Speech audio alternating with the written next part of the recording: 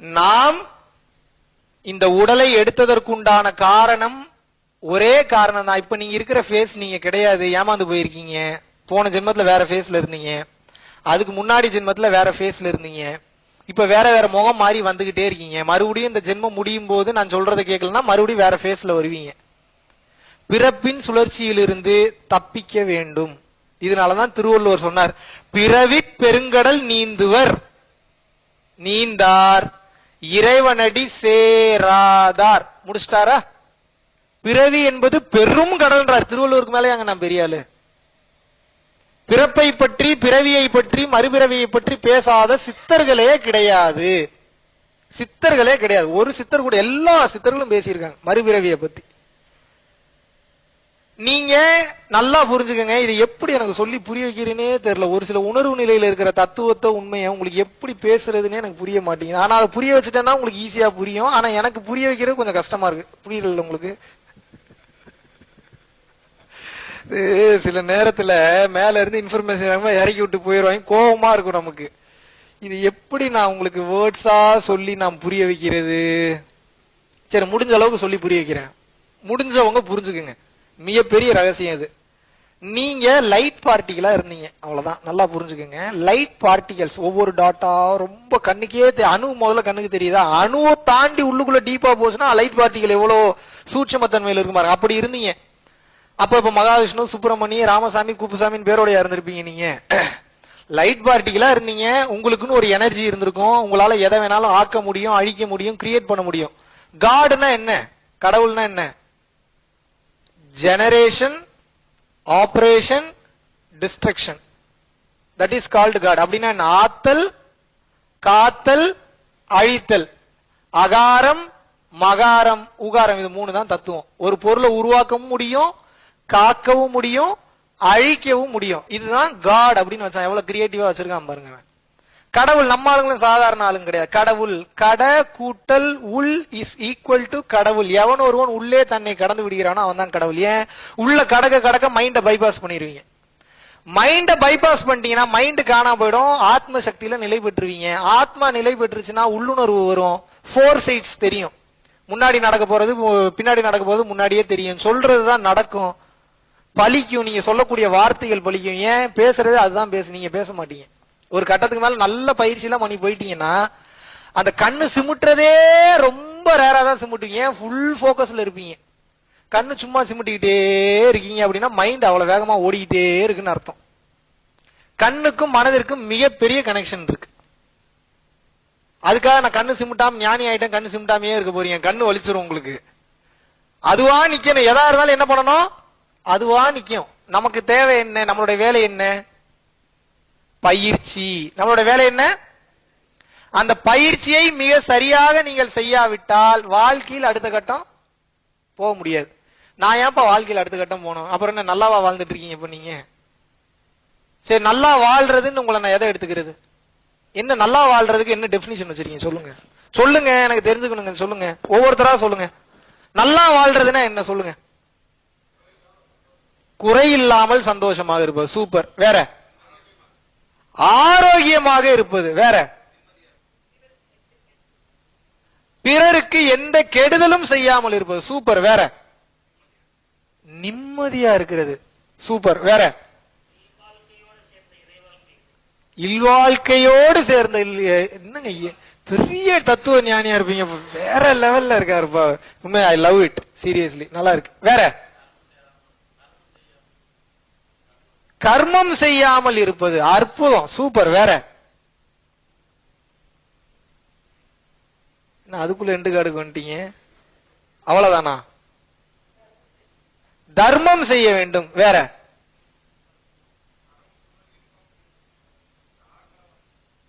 அறம், பொருள், இன்பம். திருவள்ளுவர் சொன்ன மாதிரி எல்லாத்தையும் கடந்து வந்து இன்பத்துல முடிச்சிடணும்ன்றாரு அவரு. ரைட். ஓஷோ ஆசிரமம் பூனேல இருக்கு. மேல? வேற? வேற? மனம் சமநிலையில் இருக்க வேண்டும். சூப்பர். வேற? ஆஹாஹா, புக்ல படிச்ச பூரா கண்டென்ட் வெளியில வருது இப்போ. மனமற்ற நிலை. சூப்பர். பாரு, நல்லா இன்ட்ரெஸ்டிங்கா இருக்கு. சொல்லுங்க. வேற? அள்ளி கொடுப்பதை கிள்ளி கொடுக்கும் தன்மை வேண்டும். இவருக்கு மட்டும் அள்ளி கொடுக்கணுமா? இவர் கிள்ளி தான் கொடுப்பாராம். கரெக்ட். எல்லாத்துக்கும் அள்ளியே கொடுங்க, வந்துரும், கவலைப்படாதீங்க. அந்த தன்மையில இருந்தீங்கன்னா அண்டா குறையாது. அதான் ரகசியம். வேற எல்லா மக்களையும் சொர்க்கத்துக்கு அனுப்பணுமா? நமக்கே ஒரு விட்டு தெரியாது. அதுக்கு எங்க இருந்து அனுப்புறது? நானு குருஜி இதை நோட் பண்ணுங்க. அவங்க யாருன்னு கரெக்டா அந்த பீஸை மட்டும் நோட் பண்ணி வைங்க. இப்ப நான் என்ன சொல்றேன் அப்படின்னா, இதெல்லாம் தெரியுது உங்களுக்கு எல்லாமே. இப்ப புரியுதா பிரச்சனை எங்க இருக்குன்னு? உங்களுக்கு எதுதான் தெரியாம இருக்குது? எதை கேட்டாலும் சொல்லுவீங்க விளக்கம். இன்னும் சம்பந்தமா விஜயகாந்த் பத்தி விளக்கம் கொடுக்கணும் என்ன சொல்லாமையா இருப்பீங்க நீங்க? அவர் 1960 கட்சி ஆரம்பிச்சப்பன்னு பேசுவீங்களா மாட்டீங்களா? பேசுவீங்களா மாட்டீங்களாங்க? ரஜினிகாந்த் பத்தி பேசுங்க அப்படின்னா பேசுவீங்களா மாட்டீங்களா? இந்த பூமாலையை பத்தி பேசுங்கன்னா பேசுவீங்களா மாட்டீங்க? என்ன தெரிஞ்சு வச்சு என்ன பலன்? என்னத்தை கண்டுட்டோம்? சந்தோஷமான வாழ்க்கைன்னா தெரியுது உங்களுக்கு எல்லாமே. சந்தோஷமா வாழ்ந்தீங்களா? அவ்வளவுதான் கேள்வி. என் கேள்வி ரொம்ப சிம்பிள். நான் ரொம்பலாம் போட்டு உங்களை குழப்ப விரும்பல. என்னங்க பண்ணீங்க இவ்வளவு நாளா சம்பாரிச்சு? எவ்வளவு சொத்து வச்சிருக்கீங்கன்னு கேட்கல. அது என்னமோ வச்சுக்குங்க. சாப்பிட்டீங்க தூங்குனீங்க, சாப்பிட்டீங்க தூங்குனீங்க, சாப்பிட்டீங்க தூங்குனீங்க, அவ்வளவுதானே பண்ணீங்க. வேற என்ன பண்ணீங்க? ஆஸ்கர் அவார்டை வாங்கிட்டீங்க. ஆஸ்கர் அவார்டு வாங்கிட்டீங்கன்னு கூட வச்சுப்போம். எதுக்கு ஆஸ்கர் அவார்டு வாங்கி என்ன பண்ண போறீங்க? ஆஸ்கர் அவார்டு வாங்கிட்டுன்ற ஒரு பெருமிதம் இருக்கும். சரி, அப்புறம் அந்த ஆஸ்கர் அவார்டுக்கு மேல வேற ஏதாவது இருக்கான்னு பார்த்தா இல்ல இப்போதைக்கு. அப்ப என்ன? அதுக்கு ஈக்குவலா படம் பண்ணணும்ன்றதுக்கு மறுபடியும் மனம் ஓடுது பாருங்க. நிம்மதி ஆழ்ந்த அமைதிக்குள்ள ஜீரோல இருக்கு. ஓடுறீங்கன்னா நம்பர் ஸ்டார்ட் ஆயிடுது. நம்பர் ஸ்டார்ட் ஆச்சுன்னா எங்க ஜீரோ இருக்கும் உங்களுக்கு? ப்ரூவ் பண்ணீங்க. நீங்க எந்த லெவல்ல இருக்கீங்க நீங்களே தெரிஞ்சுக்கங்க. பூராவே கில்ட்டினஸ் கிளப்பி விட்டுருவோம். நீங்களா தான் யோசிச்சுக்கணும். யாரையும் பார்க்க கூடாது. திரும்பி சைலண்டா உள்ள போயிருங்க. நீங்க எப்போது நீங்கள் உங்களுக்கு நடக்கும் சம்பவங்களுக்கு இன்னொருவரை காரணம் கூறுகிறீர்களோ மிக சிறந்த குழந்தையாக இருக்கிறீர்கள், மிக சிறிய குழந்தையாக இருக்கிறீர்கள். செல்ல வேண்டிய தூரம் வெகு தொலைவில் உள்ளது. எப்போது நீங்கள் உங்களுக்கு நடக்கும் சம்பவங்களுக்கு அடுத்தவன் காரணம் அல்ல நான் தான் காரணம் என்று உணர ஆரம்பிக்கிறீங்களோ பாதி தூரம் தான் போயிருக்கீங்க. இன்னும் முழு தூரம் போகலன்னு அர்த்தம். வந்துட்டீங்களா அந்த ஸ்டேஜுக்கு? ஜட்டிய காணோம்னாவே வீட்டுல குண்டா அண்டாலாம் பறக்குது. சரி, இப்ப நான் என்ன கேக்குறேன், ஃபைனலா அப்ப இதுவும் பாதி தூரம்னா அப்புறம் வேற எதுதான்ப்பா முழு தூரம்? எந்த ஒரு சூழ்நிலையில் உங்களுக்கு நடக்கக்கூடிய விஷயங்களுக்கு இன்னொருவனையும் காரணம் கூறாமல், உங்களையும் காரணம் கூறாமல், அதற்கு விளக்கமே கொடுக்க தெரியாமல் அதை ஏற்றுக்கொண்டு ஜாலியாக வாழ்கிறீர்களோ, கங்கராச்சுலேஷன்ஸ், யூ ஹேவ் ரீச்டுன்றாங்க. இப்பதான் நீங்க ரீச் ஆயிருக்கீங்க ஞான பாதைக்கு. ஏன்? அது என்னன்னு விளக்கம் கொடுக்கறது? நானு என்ன போய் விளக்கம் கொடுப்பீங்க? எனக்கு ஒரு விஷயம் நடந்துருச்சுன்னா இதனாலதான் நடந்ததுன்னு சொல்ல முடியுமா உங்களால? என்ன அவ்வளவு பெரிய அறிவாளியா நீங்க? இதனாலதான் நடந்து, நானே அதை ஒத்துக்கிறது இல்லை. ஏதாவது ஒரு விஷயம் வாய் மூலியமா வருதுன்னா இப்படியும் இருக்க வாய்ப்பு இருக்கிறது தான் சொல்லுவேன். இப்படித்தான் இருக்கும் சொல்ல மாட்டேன் நான். ஏன்? எதுக்கு? நான் ஏதாவது ஒண்ணு சொல்லுவேன், அவன் சம்பந்தமே இல்லாம ஒரு டிசைன்ல வந்து நிப்பான். அவன் இதுக்கு என்னடா பதில் சொல்றான்னா நம்மளால பதில் சொல்ல முடியுமா? அவன் முதலும் மற்றவன் முடிவு மற்றவன், எல்லா அணுவுமாக இருக்கிறான். அணுக்கள் எப்படி வேணாலும் ஃபார்மேஷன் ஆகும். கையாவும் போகும், காலாவும் போகும், டைனோசரா போகும், டைனோசர் முட்டையா போகும், கழுத்தா போகும், காலா போகும், ஸ்டெம் செல்ஸா போகும், நெருப்பா போகும், அண்ட சராசரமா இருக்கும், 96 தத்துவமா இருக்கும், 96 தத்துவம் ஒண்ணுமே இல்லாம இருக்கும். எப்படி பைத்தியம் முடியுதா இல்லையா உங்களுக்கு கேட்கும் போது? அப்ப எந்த தைரியம் இருக்கு நமக்கு இது இப்படித்தான் அப்படின்னு நம்ம எப்படி சொல்ல முடியும்? இறைவனுக்கு ஆணையிடக்கூடிய ஆற்றல் நமக்கு வந்துருச்சா? முதலும் மற்ற முடிவும் மற்ற அவன் பறந்து விரிந்து சென்று கொண்டே இருக்கிறான். என்னங்க ஒரு பூமியில இத்தினூண்டு ஒரு சேர்ல உட்கார்ந்து இவ்வளவு அட்டுழியம் பண்ணிட்டு இருக்கீங்க நீங்க? எல்லாரையும் தான் கேட்கிறேன் நான். மேல போக போக பிளைட்ல போனீங்கன்னா உங்களுக்கு முதல்ல அடையாளம் தெரியாது. இன்னும் ஓசோன் படலத்தை தாண்டி மேல போக போக போக போக போக உங்க வீடும் தெரியாது, முதல்ல பூமியே தெரியாது. அப்புறம் தாண்டி மேல போயிட்டீங்கன்னா சூரிய குடும்பத்தெல்லாம் கடந்து எத்தனை பால்வெளி அண்டம் இருக்கு, அந்த பால்வெளி அண்டம் மாதிரி எத்தனை அண்டங்கள் இருக்கு, எத்தனை கோள்கள் இருக்கு, எத்தனை உயிரினங்கள் வாழுது, அதோடைய கலாச்சாரம் என்ன, முதல்ல அது எப்படி வாழுது, அதனுடைய உடல் தகவமைப்பு என்ன, அதனுடைய பரிணாம வளர்ச்சி என்ன, தண்ணி இல்லைன்னா அங்க எப்படி வாழ்றான், அப்ப அங்க உணவை கொடுத்துட்டு இருக்கிறது யாரு, அங்க உயிரை வாழ வைக்கிறது யாரு, அங்க இருக்கிற எனர்ஜி போர்ஸ கிரியேட் பண்றது யாரு, இந்த ரேடியோ சிக்னல்ஸ்ன்றாங்க, ஃப்ரீக்வன்சின்றாங்க, வைப்ரேஷன்றாங்க, இதெல்லாம் எப்படி கிரியேட் ஆகுது, இதெல்லாம் எப்படி செய்யறாங்க, இதை எவன்டா அதெல்லாம் செஞ்சு வச்சீங்கன்னா உங்களுக்கு தலை சுத்துதா சுத்தலையாங்க? இப்படிப்பட்ட ஒரு உணர்வு நிலையில இருக்கிற ஒருத்தன் எப்படி தெரியுமா இருப்பான்? டே என்னை விட்டுருங்கடா பேசாம நான் சும்மா இருந்துக்கிறேன் இப்படியே உட்கார்ந்துருவான். அப்ப அவனுக்கு அகங்காரம் வருமா? இப்ப படிங்க இதை மறுபடியும். இயக்குபவன் அவன், இயங்குபவர் நாம் என்பதை உணரும் தருணம் பதற்றம் குறைந்து பக்குவம் அடைந்து நீ ஞானம் அடைவாய். அடிக்கடி அதை பார்த்துக்கணும். நீ எல்லாமே அங்கதான் வந்து கனெக்ட் ஆகும். இறைவன் மிக பெரியவன், அவனுக்கு முதலும் அல்ல முடிவும் அல்ல. முதல்ல இறைவன்னா யாரும் தெரிஞ்சுங்க, அதுவே தெரியாம பல பேர் உட்கார்ந்து தூணிலும் இருப்பான் துரும்பிலும் இருப்பான்னு சொல்றாங்க. கேள்விப்பட்டிருக்கீங்களா இல்லையா? எப்படி இருக்கிறாரு? கிளியரா சொல்றேன், புரிஞ்சுக்குங்க. பேருக்கு தான் இது கல். இந்த கருப்பு கல்ல பாத்துக்குங்க. அப்படியே லெப்ட் சைடு இருக்கிறவங்க லெப்ட் சைடு இருக்கிற கல்ல கூட பாத்து. இதான் பேருக்கு கருப்பு கல். ஒரு எக்ஸாம்பிளுக்கு சொல்றேன். பல கோடி மாசுக்கள் ஒன்றாக சேர்ந்ததுதான் இந்த கருப்பு கல். உடன்படுறீங்களா மறுக்கிறீங்களா? Yes or no? பல கோடி மாசுக்கள் கல் துகள்கள் ஒன்றாக சேர்ந்து இந்த கல்லு. அப்ப கல் என்பது பொய்யான தோற்றம், இந்த மாசு என்பதுதான் உண்மையான தோற்றமா இருக்கு. லட்டுன்றது என்ன? பூந்தியோட சேர்க்கை தானே. இப்ப பூந்தி தானங்க பேஸ் மெட்டீரியல். இன்னும் கொஞ்சம் டீப்பா போவோம். இந்த கல்லுக்கு பின்னாடி இருக்கக்கூடிய இந்த மொத்த தூசுக்களுக்கும் பேஸ் எது? ஆட்டம்ஸ், அணுக்களின் சேர்க்கை. புரியுதா உங்களுக்கு? இந்த அணுக்களின் சேர்க்கையில் டீப்பாக உள்ள இருக்கிறது என்ன பாருங்க. ஒரு அணுவை உடைச்சு உள்ள போனா புரோட்டான், எலக்ட்ரான், நியூட்ரான். நியூட்ரானை உடைச்சு உள்ள போனா என்ன? லைட் பார்ட்டிகல் மிஞ்சும். இதனாலதான் அருட்பெருஞ்சோதின்னு வள்ளலார். நம்மால் என்ன விஷயம் தெரியாதவனா? இன்னைக்கு நீங்க போட்டான் புரோட்டான் கிடையாது, போட்டான்ஸ் லைட் பார்ட்டிகல்ஸ் இன்னைக்கு நீங்க கண்டுபிடிக்கிறீங்க. வள்ளல் பெருமானும் திருமூலரும் அந்த காலத்திலேயே திருமந்திரத்திலையும் திருவருட்பாலையும் எழுதி வச்சுட்டு போயிட்டாங்க. எப்படி ஒளி உடலாக உன்னை மாற்றிக்கொள்வது, தத்துவம்னா என்ன, வேதாந்த ரகசியம்னா என்ன, பிரபஞ்ச ஆற்றல்னா. இதனாலதான் மெய்யியல்னு பேரு வச்சான். அந்த வார்த்தையை நல்லா விளங்கிக்க. நம்ம பேசுறது ஆன்மீகமே கிடையாது. நீங்கள் எதாக பிறந்தீர்களோ, எப்படி வாழ்ந்து கொண்டிருக்கிறீர்களோ, எந்த பொருளை வைத்து உங்களது உடம்பு இயங்கிக் கொண்டிருக்கிறதோ அந்த பொருளை பற்றி தெரிந்து அந்த பொருளிடமே சென்று கலந்து விடுவதற்கு பேர் தான் மெய்யியல் சார்ந்த கல்வி அல்லது திருச்சிற்றம்பல கல்வி. எத்தனை பேருக்கு புரிஞ்சு? இந்த கல்வி ஆக்ஸ்போர்ட் யூனிவர்சிட்டியிலேயே கிடையாது. நீங்க ஐஐடி போனாலும் கிடையாது, ஐஐஎம் போனாலும் கிடையாது, நீங்க கேம்பிரிட்ஜ் போனாலும் கிடையாது, ஆக்ஸ்போர்டு போனாலும் கிடையாது. ஏன்? இது எல்லாத்துக்கும் மூலம் நம்ம தமிழர் மூலம் தான். இங்க இருந்து போனதுதான் எல்லாமே.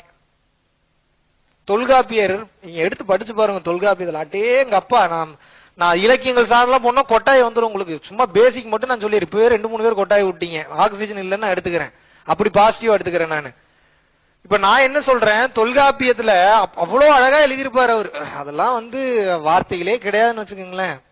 எல்லாத்துக்கும் ஆதி மூலமான எழுத்து பிறக்குதாங்க. எழுத்து பிறப்பியல் ஒன்னு எழுதியிருக்கிறார். மனிதனாக ஒரு உயிர் பிறக்கிறான், மனிதனா உருவெடுக்கிறான், மனிதனாக உருவெடுத்தோன்னா அவனுக்கு ஓசை வருது, அப்பதான் பேச ஆரம்பிக்கிறான். அப்படின்றான். அந்த சவுண்ட் வரும்போது அதுக்கு ஒரு உருவம் ஒண்ணு கொடுக்கறான், அதுக்கு ஒரு மாத்திரை அளவு ஒண்ணு எழுதுறான்.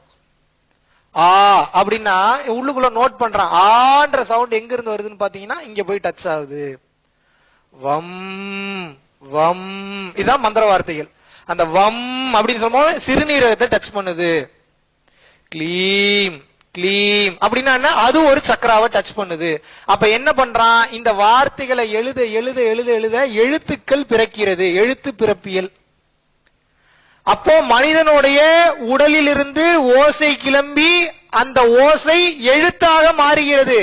ஓசை என்பது என்ன? அதுதான் இறைவன். ஓசையாகவும் இருக்கிறான், லைட்டாகவும் இருக்கிறான். லைட் அண்ட் சவுண்ட் எல்லாம் மொத்த பிரபஞ்சமும் கட்டமைக்கப்பட்டிருக்கு. ஒவ்வொரு பொருள்லையும் அப்ப இருக்கக்கூடிய லைட் அண்ட் சவுண்ட் அப்படின்றத எடுத்துட்டீங்கன்னா பொருட்கள் உருவாகி உள்ளன. எத்தனை பேருக்கு புரிஞ்சு இந்த உண்மை? இப்ப நீங்க எப்படி கட்டமைக்கப்பட்டிருக்கீங்கன்றது இப்ப உங்களுக்கு தெரிஞ்சிருச்சா? பேருக்கு தான் மூக்கு, நாக்கு, வாயு, லிப்ஸ், காது, கண்ணுன்னு இருக்கீங்க. இது விஷயம் தெரியாத ஒரு மெயின் ஞானி எப்படி பாப்பானா, பாரு எத்தனை ஆட்டம்ஸ் ஒன்றா சேர்ந்து ஒரு கண்ணா உருவாயிருக்கு பாரு, அப்படிதான் பாப்பான். புரியுதா ஞானிகள் எப்படி பாப்பாங்க அப்படின்னு? இதனாலதான் சொன்னாங்க, பரஞ்சோதி மகான் ஒரு இதுல அழகா சொல்லுவாரு, காணும் பொருள்லாம் கடவுள் மயமே அப்படிங்கிறானா. யாரு? பக்தன். எப்படி? காணும் பொருள்லாம் கடவுள் மயம் தான் சார். என்ன சார் பேசுறீங்க? ஏதோ பேசாதீங்க சார். நீங்க காணும் பொருள்லாம் கடவுள் மயமே அப்படிங்கிறான். யாரு? பக்தன் சொல்றான். இன்னொருத்த என்ன சொல்றான்? காணும் பொருள்லாம் என்னங்க சார் கடவுள்ன்றீங்க? காணும் பொருள்லாம் காண்பவன் அறிவிலே அப்படிங்கிறான். யாரு? அறிவாளி.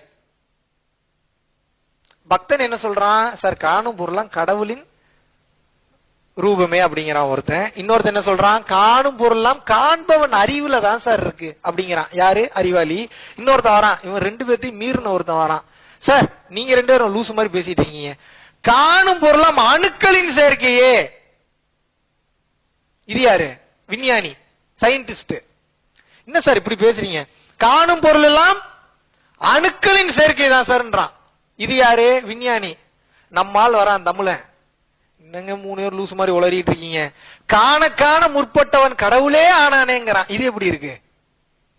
புரியுதா உங்களுக்கு நான் சொல்றது? ஒருத்தன் அந்த அக்காவுக்கு புரிஞ்சிருச்சுன்னு நினைக்கிறேன், அதான் கிளாப்ஸ் பண்றாங்க. சூப்பர்.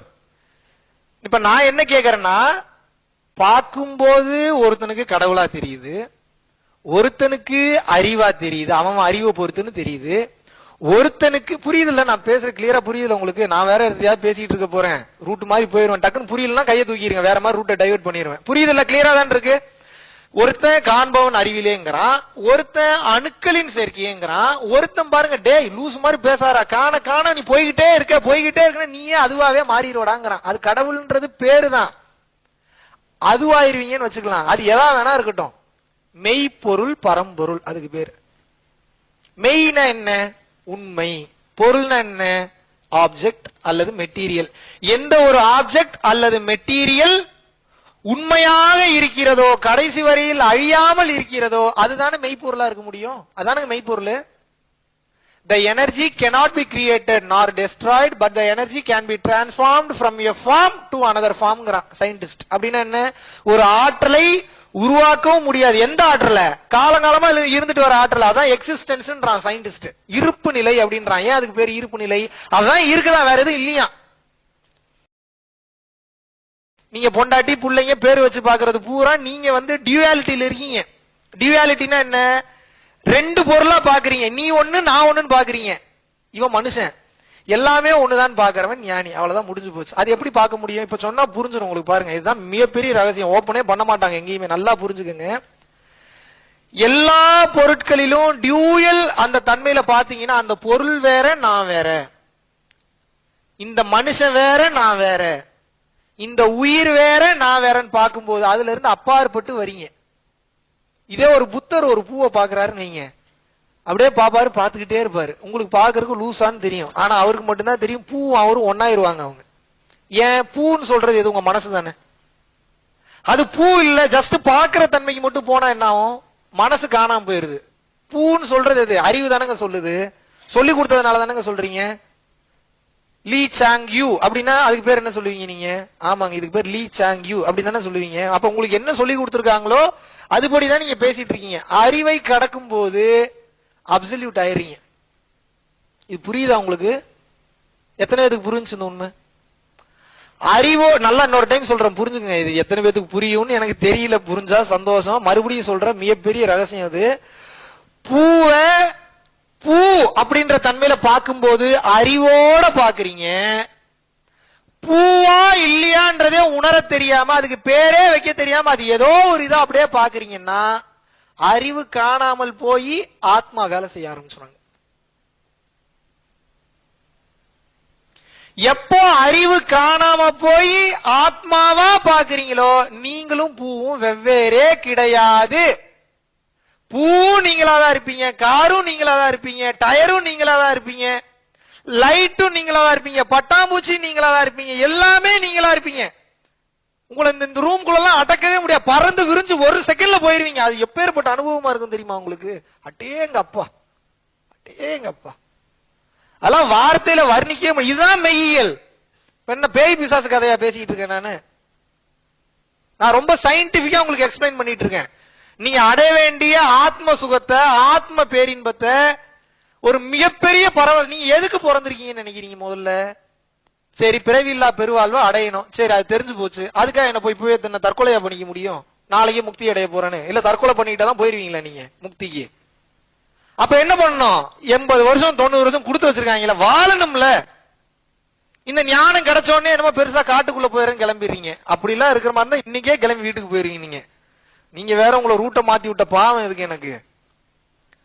நிம்மதியா அந்த வாழ்க்கையை வாழ்றதுக்கு தான் அந்த கல்வியே. இங்க இருந்து ஓடி போறதுக்கு அந்த கல்வி. அர்ஜுனன், பீஷ்மன், தர்மர் இவங்க வாழ்ந்தாங்களா இல்லையான்றக்குள்ளேயே போக வேணாம். நீங்க ஓரளவுக்கு முன்னாடி இருக்கக்கூடிய ஒரு ஞானிகள் எடுத்துங்க, வள்ளலார், ஞான சம்பந்தர், அதாவது பார்க்கலாம்ல ஓரளவுக்கு. அவங்க எல்லாம் என்ன பண்ணாங்க? வாழ்ந்தாங்கல்ல அவங்களோட வாழ்க்கைய. எப்படி வாழணும்? சிறப்பா வாழணும். ஆன்மீகத்தை தான் தொழிலாக்க கூடாது. ஆன்மீக அறிவை பயன்படுத்தி தொழிலுக்கு பயன்படுத்தலாம். எத்தனை பேருக்கு தெரியுது இந்த மேட்ரு? எங்க இருந்து உங்களுக்கு வருது அறிவு? முதல்ல எல்லாமே இங்க இருந்து. மூளை நல்லா வேலை செய்யுதுன்னா, இப்ப உங்களுக்கு இருக்கக்கூடிய மூளை ஒரு 2% வேலை செஞ்சுட்டு இருக்கு. அதுக்கே இத்தனை சேட்டை, இத்தனை ட்விஸ்ட் பண்றீங்க. உங்களுக்கு எல்லாம் ஒரு 10% ஆக்டிவேட் ஆயிருச்சுன்னா என்ன பண்ணுவீங்கன்னே தெரியும். மெய்ஞானி ஒருத்தனுக்கு தான் 100% வேலை செய்யும் மூளை. சயின்டிஸ்டுக்கே வேலை செய்யாது, தெரியுமா உங்களுக்கு? அப்படி வேலை செய்யும். அதெல்லாம் வார்த்தையில வர்ணிக்கவே முடியாது. ஹியூமன் இன்டெலிஜென்ஸ்ன்றது மூளை வேலை செய்யுது. ஹியூமன் இன்டெலிஜென்ஸை தாண்டி காஸ்மிக் இன்டெலிஜென்ஸ் வேலை செய்யும்.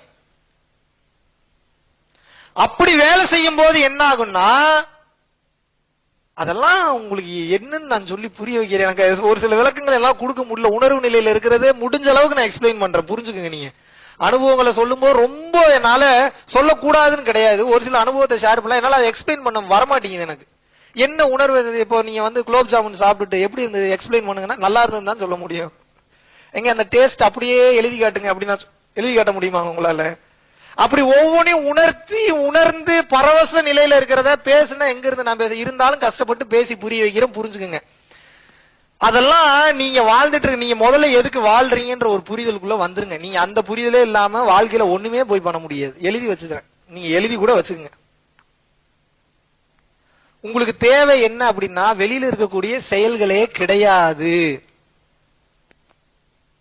கல்யாணம் ஏன் பண்றீங்க? உங்களுக்கு ஒரு உடல் தேவை இருக்கு, அதனால தானே கல்யாணம் பண்றீங்க. என்னங்க உம்முன்னு இருக்கீங்க? உண்மையை ஒத்துக்குங்க, இல்லாட்டினா நான் அப்புறம் அடுத்த பாயிண்ட் போகவே மாட்டேன். 2 தேவைக்கு தான் மொத்த உலகமும் இயங்குது. சும்மா நீங்க என்னையெல்லாம் ஏமாத்தவே முடியாது. இல்லங்க தம்பி நான் ரொம்ப நல்லவங்கன்னா அப்புறம் கேள்வி கேட்க மாட்டுது. 2 தேவைக்கு தான் அந்த மொத்த பிரபஞ்சமும் இயங்குது. ஒன்னு உடல் தேவை, இன்னொன்னு வயிற்று தேவை. இந்த 2 தேவையை தாண்டி ஏதோ ஒரு தேவையை சொல்லுங்க, இப்ப நான் தெரிஞ்சுக்கணும். ஏதாவது இருக்கா? ஒத்துக்கலன்னா மறுபடியும் முதல்ல இருந்து ஆரம்பிப்பேன். எப்படி வசதி? ஒன்னு உடல் தேவை, இன்னொன்னு வயிற்று தேவை. வயிற்று தேவை இல்லைன்னா வேலைக்கு போக மாட்டீங்க. உடல் தேவை இல்லைன்னா கல்யாணம் பண்ணிக்க மாட்டீங்க. கல்யாணம் பண்ணாதான் சிருஷ்டி நடக்கும், குழந்தை பிறக்கும். ஏன் குழந்தை பிறந்தாதான் ஆத்மா ரெடியா இருக்கிறது வயிற்றுக்குள்ள போகும், மறுபடியும் அடுத்த பிறவி அடையும். இறைவனோட பணி சிருஷ்டின்றது. நீங்க மட்டும் எக்ஸிட் ஆயிடணும், சிருஷ்டியை மாத்த முடியாது. ஏன்? உடல் பிறந்தாதான் முதல்ல வெறும் பிண்டமா தானே வெளியில வருது. உயிர்ன்றது தான் செல்ஸ் கிரியேட் ஆகுது, கையாகுது, காலாகுது வயிற்றுக்குள்ள. வெளியில வரும்போது எப்படி வருது? வெறும் பிண்டமா தான் வருது. ஆத்மா இன்னும் உள்ள வரல. அந்த குழந்தை அழுகிற நேரம் தான் ஆத்மா உள்ள போகுது. அப்ப நீ என்ன பண்றீங்க? கடவுளுக்கு ஹெல்ப் பண்ணிட்டு இருக்கீங்க. அவர் அவரை தெரிந்து கொள்வதற்காக அவர் இங்கே வருகிறார். கடைசியில் அவர் அவரை தெரிந்து விட்டு அவர் அவரிடமே சென்று கலந்து விடுகிறார். நமக்கு இங்க ஒரு வேலையும் கிடையாது. இப்ப நான் என்ன சொல்றேன் அப்படின்னா, அதுதான் என்னுடைய விருப்பம். ஆனாலும் நான் நன்றாக வாழவே இல்லை என்றால் இந்த உயிரா நானா ஒரு கைப்பா அப்படி போனா போயிட்டு போகுது போ, அந்த தன்மையில் இருக்கணும். அந்த கான்பிடன்ஸ் உடனே வராது, வரும். பயிற்சி பண்ண வரும்.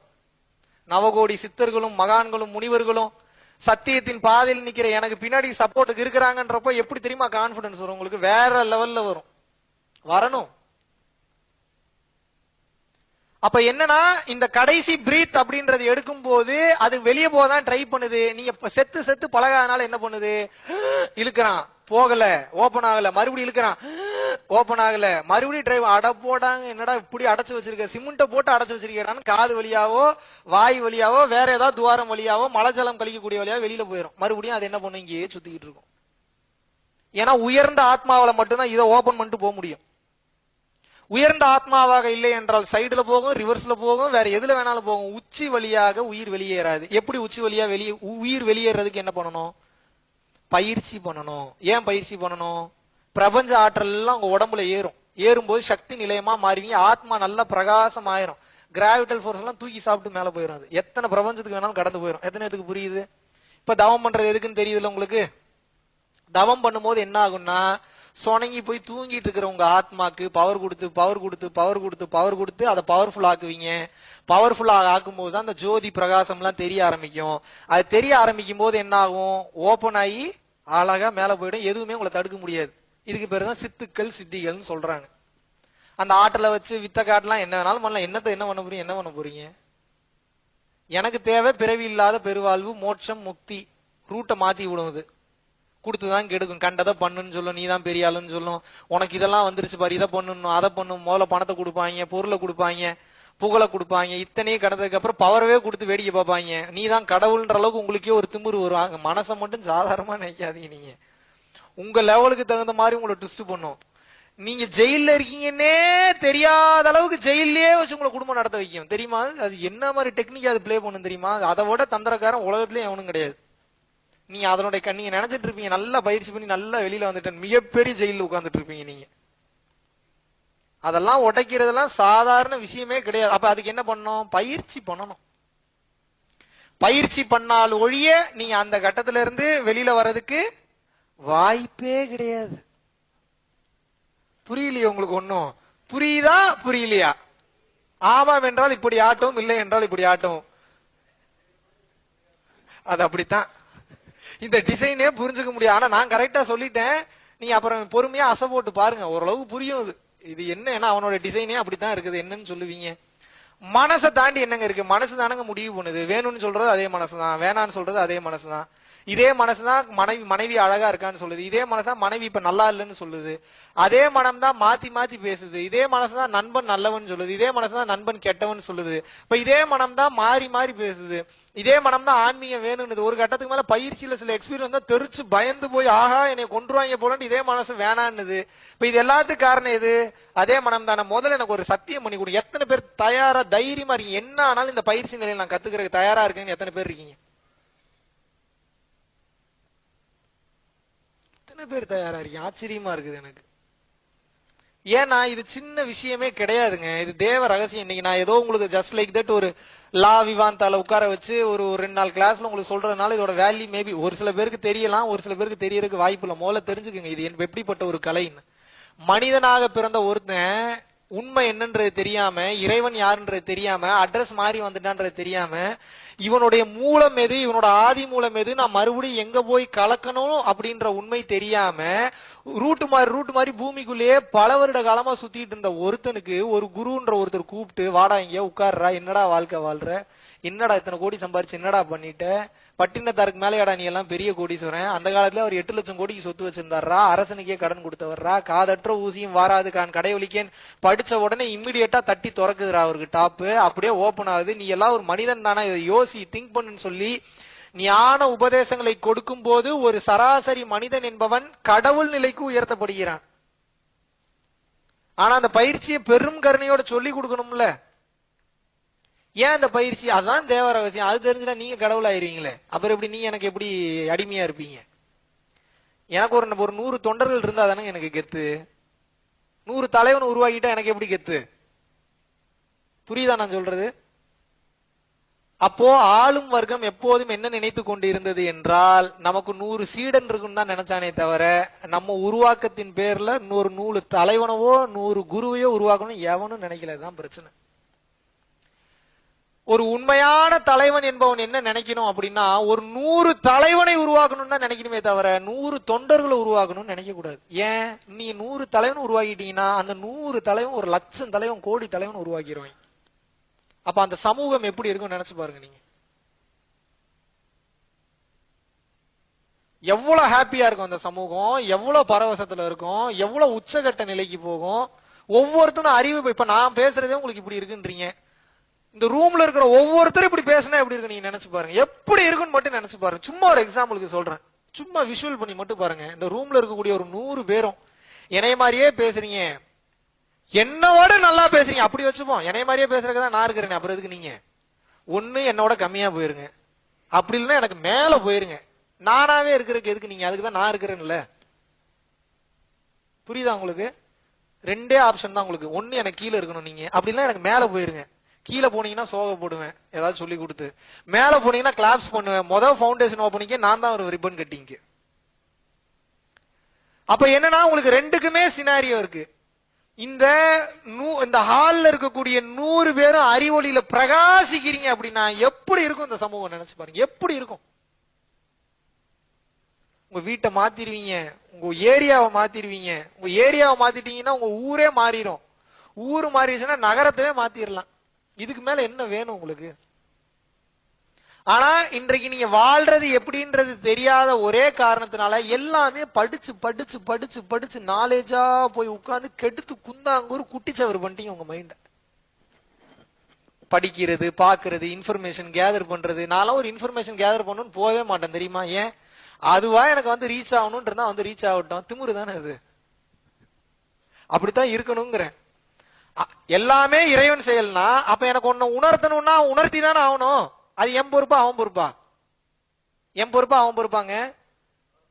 அப்ப நான் சும்மா தானே இருப்பேன், காலாடி இப்படி கால் மேல கால் போட்டு ஜாலியா ஆட்டிட்டு உட்கார்ந்து இருப்பேன். உனக்கு தேவைன்னா நீ வந்து சொல்லி கொடுத்துட்டு போ, உனக்கு தேவையில்லை அப்படின்னா நான் பாட்டு உட்கார்ந்து போறேன்னா. இப்ப பாருங்க, இப்ப யார் தலையில கட்டிட்டோம் பொறுப்ப? அவன் தலையில் கட்டி விட்டோம். அவன் தலையில கட்டணும்னா அவன் பாருங்க, நீங்க நினைச்சிட்டு இருக்கீங்க ஒரு 100 கோடி ரூபாய் பணம் வேணும் அப்படின்னா ஏதோ மிகப்பெரிய லெவல்ல கஷ்டப்படணும். 100 கோடி கொடுக்கறதுக்கு என்ன வேணும்? கொடுக்கணும்ன்ற மனசு வேணும், 100 கோடின்ற பணம் வேணும், அவ்வளவுதானே. 100 கோடி பணம் வச்சிருக்கிறவங்கள மைண்டுக்குள்ள போய் டக்குன்னு ஒரு கனவுல போய் ஒரு சித்து வேலையை போட்டு விட்டாருன்னு வைங்க. ஒரு எக்ஸாம் ஏன் நடத்த முடியாதா? அண்ட சராசரத்தையும் படைச்சவனோட ஒருத்த மைண்ட மாத்த முடியாதா? மாத்தி விட்டாரு நாளைக்கு நீங்க கோடீஸ்வரனா இல்லையா? அப்ப என்ன, நம்ம அதுக்கு தகுதியாகல, அவ்வளவுதான். அவர் எல்லா அதிசயத்தையும் எல்லா ரகசியத்தையும் நிகழ்த்துறதுக்கு அவர் தயார் நிலையில், அவர் காரணகர்த்தாவாக வேற லெவல்ல இருக்கிறார். ஆனா யார் தயார் நிலையில் இல்ல? யார் தயார் நிலையில் இல்லை? தூங்கிட்டீங்களா? தெளிவா இருக்கணும் இந்த விஷயத்துல. நாம் தயார் நிலையில் இல்லை இல்லை இல்லை இல்லை இல்லை இல்லை இல்லை இல்லை இல்லை. எப்போது நீங்கள் தயார் நிலைக்கு வந்து விடுகிறீர்களோ முடிஞ்சு, அவ்வளவுதான். துவம்சம் பண்ணலாம். அதுக்கப்புறம் உட்காமக்கா தெரிச்சிருவாங்க. உங்களை பாக்குறவங்க பூரா என்னடா இன்னும் உங்களை பார்த்தாவே பிடிக்குதும்பாங்க, உங்ககிட்ட பேசிக்கிட்டே இருக்கணும் போல இருக்குதும்பாங்க. நீங்க அழகா இல்லைனாலும் சொல்றேன் நான். ஏன்னா ஒரு சில அழகான ஆண்களோ பெண்களோ இப்பவே இதை நீங்க உணர்றதுக்கு வாய்ப்பு இருக்கு. சும்மாவது ஏதாவது வந்து பிளிட் பண்றக்கா பேசுவாங்க. நான் அப்படி சொல்ல, உங்களோட தேஜஸ் கவர்ந்து இழுக்கும் அவங்கள. உங்ககிட்ட டைம் ஸ்பெண்ட் பண்ணணும்னு தோணும். சும்மாவது உங்ககிட்ட அழுதுட்டு வந்து கண்ணீர் விட்டுட்டு உட்காந்து இருப்பாங்க. அவங்களுக்கு விளக்கமே கொடுக்க தேவை. உங்க ஆத்மாவும் அவங்க ஆத்மாவும் கனெக்ட் ஆயிடும். அவங்களுக்கு எப்படி ரியாக்ட் பண்றதுன்றதே தெரியாது. ஏன்? உங்களுடைய உணர்வு நிலைக்கு அப்பேற்பட்ட ஆற்றல் என்பது வந்துவிடும். This is called yogic science. சித்து வேலை கிடையாது இது. நான் என்ன கேட்கிறேன், மேஜிக் அப்படி இப்படின்னு தானே சொல்றீங்க. சுவிட்ச போட்டா லைட் எரியுது, இது உண்மையா பொய்யா? எனக்கு இதுக்கு மட்டும் பதில் சொல்லுங்க. சுவிட்ச் போட்டா லைட் எரியுது, உண்மையா பொய்யாங்க? சரி, எப்படி லைட் எரியுது? கரண்ட் இருக்கிறதுனால. சவுண்டா சொல்லுங்க, ஒண்ணு தவறல. கரண்ட் இருக்கிறதுனால சுவிட்ச் போடுறேன், கரண்ட் பாஸ் ஆகி வருது, லைட் எரியுது. இப்ப நான் என்ன கேட்கிறேன் அப்படின்னா, இந்த கரண்டினுடைய மூலக்கூறு இந்த காற்றோட காற்றா பரவி இருக்கா இல்லையா? இருக்கா இல்லையா? ஆட்டம்ஸா? இந்த லைட்டை கண்டுபிடிச்சது யாரு? மனுஷன். சேட்டிலைட்டை கண்டுபிடிச்சது யாரு? மனுஷன். வயருக்குள்ள அந்த மின்சாரத்தை கடத்துறது யாரு? மனுஷன். அப்போ ஒரு மனுஷனோட மூளைக்கு இவ்வளவு அறிவு இருக்கு அப்படின்னா, இந்த மனிதனுடைய உடலை பயன்படுத்தி உட்கார்ந்த இடத்துல இருந்து சுவிட்சே போடாம அந்த லைட் என்னால எரிய வைக்க முடியுமா? முடியாது. அவ்வளவுதான் என் கேள்வி. இது சித்து வேலையா? இது சித்து வேலையாங்க? புரியுதா நான் சொல்றது? இல்ல புரியாத மாதிரி இருக்கீங்களா? புரியுதா நான் சொல்றது? ஒரு சுவிட்ச் போட்டா லைட் கரண்ட் வருது, லைட் எரியுது. இப்ப இந்த உடலவே நான் ஆற்றல் நிலையமா மாத்தி போக்கஸ் பண்ணி என்னோட உடலில் இருந்து ஒரு குறிப்பிட்ட ஃப்ரீக்வன்சியை வைப்ரேஷனை நான் அனுப்பும். இப்ப நான் பேசுறது உங்களுக்கு எப்படி கேக்குது? காற்றுல டிராவல் ஆகுதா இல்லையா? காற்றுல டிராவல் ஆகாம கேக்குமா உங்களுக்கு? இப்போ இந்த காற்று மூலியமாகவோ அல்லது ஆகாயத்தின் மூலியமாகவோ எனது ஃப்ரீக்வன்சியை கான்சியஸ்னஸ் நான் ஒன்று குவித்து இந்த லைட் எரியணும்னு நான் போக்கஸ் பண்ணா அந்த லைட் எரியுமா எரியாதா? என் கேள்வி அவ்வளவுதான். இதுல என்ன மேஜிக் வேலை இருக்குன்னு கேக்குறேன் நான். இதுல என்ன பெரிய அதிசயம் இருக்கு? நீங்க இதை என்ன பெருசா பாக்குறீங்க? நீங்க மிகப்பெரிய மேஜிக் வேலை, சித்து வேலை. பிள்ளையாரு பால் குடிச்சிட்டாரு, இதை பண்ணிட்டாரு, அதை பண்ணிட்டாரு. என்ன வேணாலும் பண்ணலாங்க, இதெல்லாம் ஒரு மேட்டரே கிடையாதுங்க. ஆனா என்ன? Stay focused. மிகப்பெரிய லெவல்ல போக்கஸ்ல இருக்கணும், மிகப்பெரிய லெவல்ல கான்சென்ட்ரேஷன்ல இருக்கணும், விடாத முயற்சியில் இருக்கணும். சித்திரமும் கைப்பழக்கம் செந்தமிழும் நாப்பழக்கம் வைத்ததொரு கல்வி மனப்பழக்கம்ன்ற மாதிரி அந்த பிராக்டிஸ்லயே இருக்கும்போது உங்களுக்கு அனைத்து ரகசியங்களும் புரிய வரும்.